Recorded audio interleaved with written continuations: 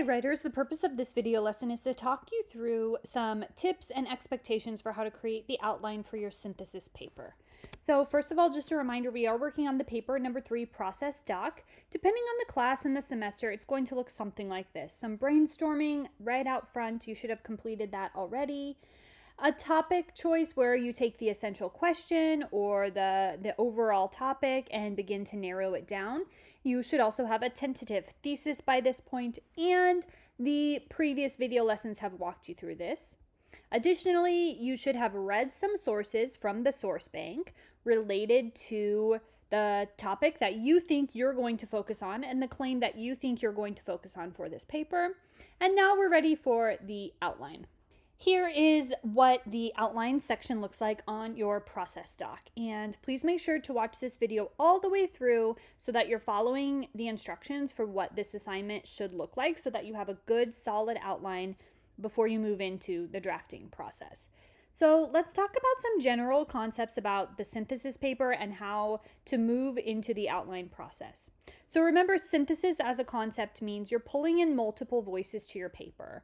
And your job in the paper is, yes, absolutely, to present your own position, but you're going to invite voices in that help you have a better conversation, a deeper conversation.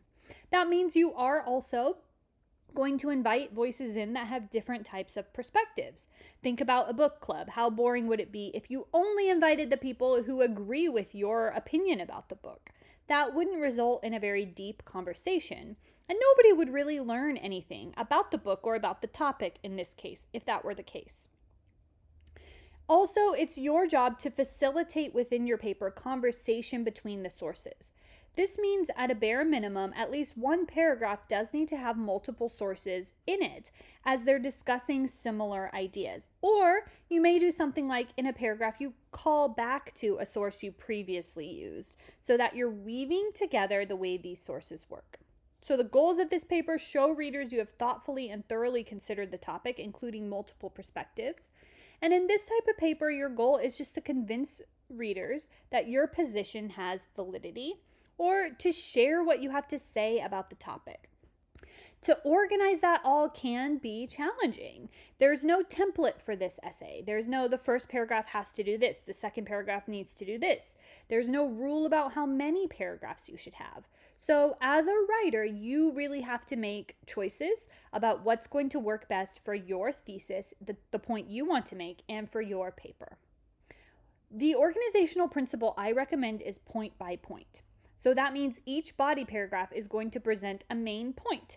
That point then you will have something to say about, and one or more authors from the source bank text will also join in that conversation because you'll be inviting them into your paragraphs. I do not recommend a source by source approach. You don't want this essay to just be source number 1 says this, source number 2 says this, source number 3 says this. That's not really demonstrating synthesis because you're not allowing those sources to have a conversation with each other. So the structure of this essay might look something like this here on the bottom. You will, of course, have an introduction ending in your thesis, then a point discussed by one or more authors, then another point, and further points. At some point in the paper, you'll acknowledge differing perspectives, or counterclaims, you may have heard them called, and then a conclusion. Please note, the number of paragraphs is not, a set requirement. Your paper should, of course, meet the minimum length requirement, but there's no prescribed amount of paragraphs that you must have.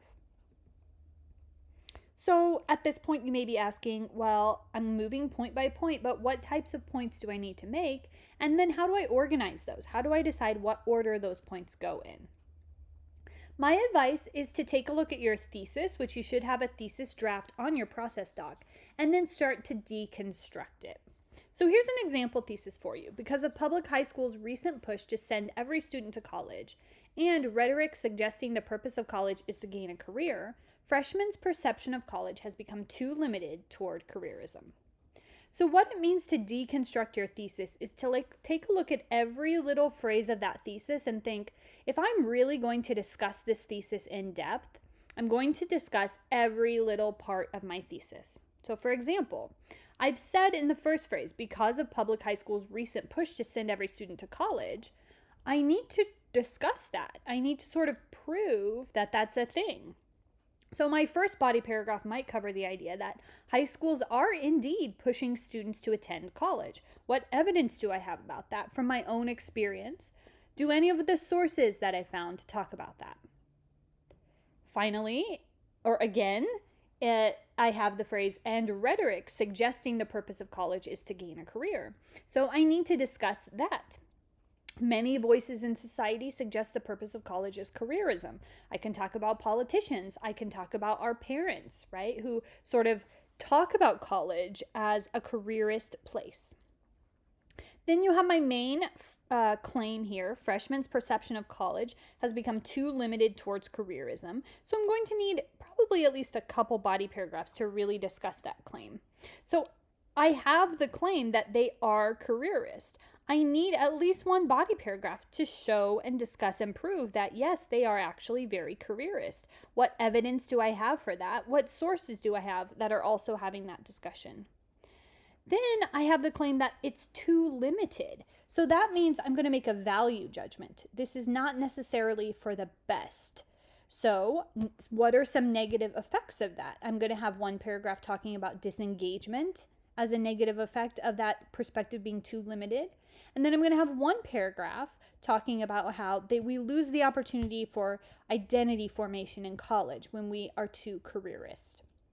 So in this way, I have 5 body paragraphs just from slowing down and taking the time to really dive into each part of the claim in my thesis.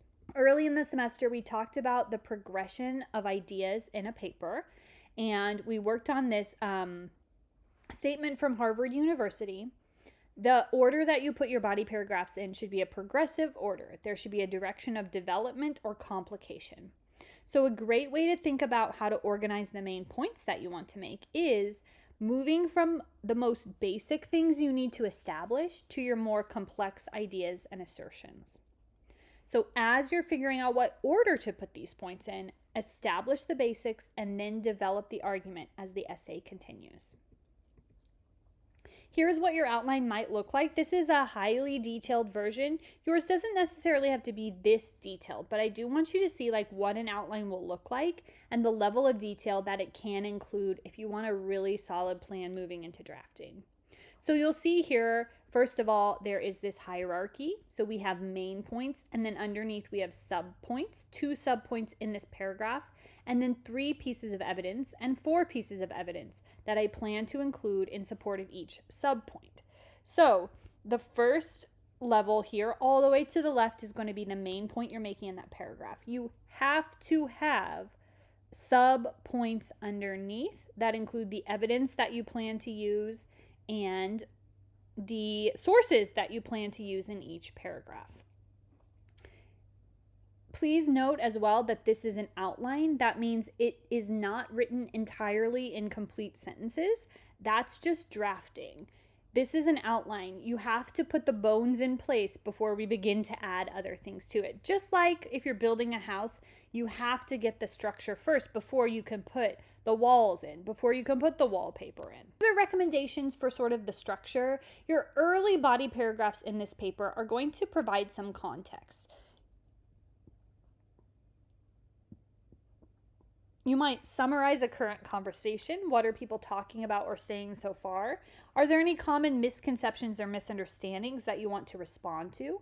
These could be sources that you're going to go on to kind of disagree with or talk about how they're not quite seeing it clearly. You may, early in the paper, find that you want to sort of establish a context. What's been going on? What's happening? So one of those things might be for example, teachers are really focusing on getting every kid to apply to college. Early in the paper, you may also address the causes of the issue. So you may have a body paragraph exploring why something is happening that you're then going to go on to talk about as a problem, good, bad, or whatever. You may also present a current problem that is happening and explain why that problem is important. In sort of the middle of your body paragraphs, you're going to present subclaims in support of your thesis. You might discuss important, relevant considerations. These can be reasons, these can be effects, these can be claims of value, why we should find something good or bad. And in these body paragraphs as well, you're going to provide detailed evidence to support your reasons. Causes, effects, problems, benefits. You may also develop an appeal to the audience in these paragraphs, why we should care, why something is the right thing to do, how people should feel about an issue that's occurring. Later in the body paragraph, in the body paragraphs, you may acknowledge a valid but different perspective. You might represent and respond to a counterclaim. And later in the paper, often we propose a solution. So if you present a problem, well, what should we do about that thing? And then discuss recommendations and responses. So let's return here to the paper number 3 process doc and take a look at how we're going to structure this. So we're going to pull our thesis here. And then I'm going to plan an intro strategy. So I think here something I might do is tell a personal story. So I'm going to say my engager is a personal story about sitting through college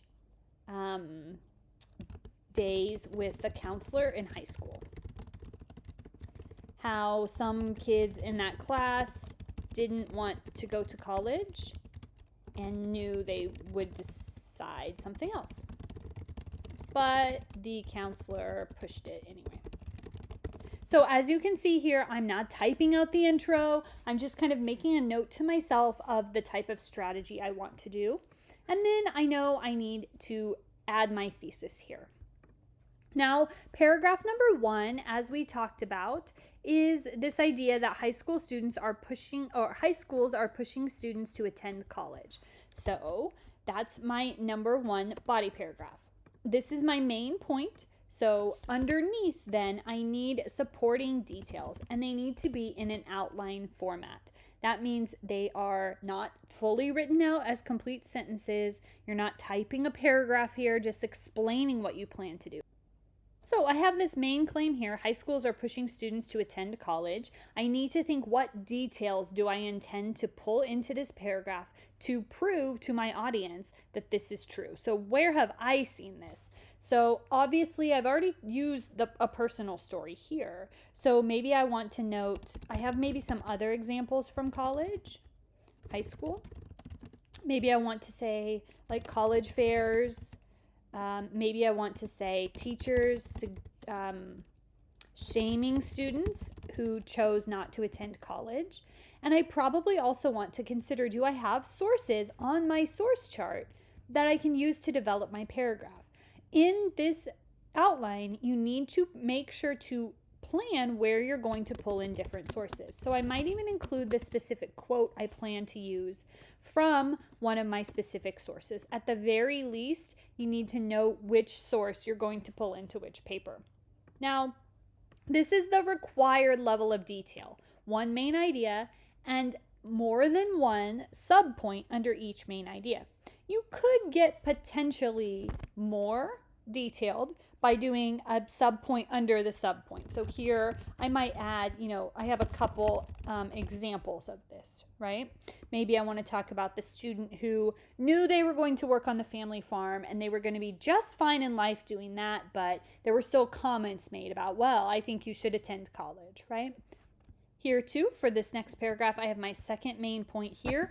Underneath, I need and have to have subpoints. So many voices in society suggest the purpose of college is careers. And well, who are those voices?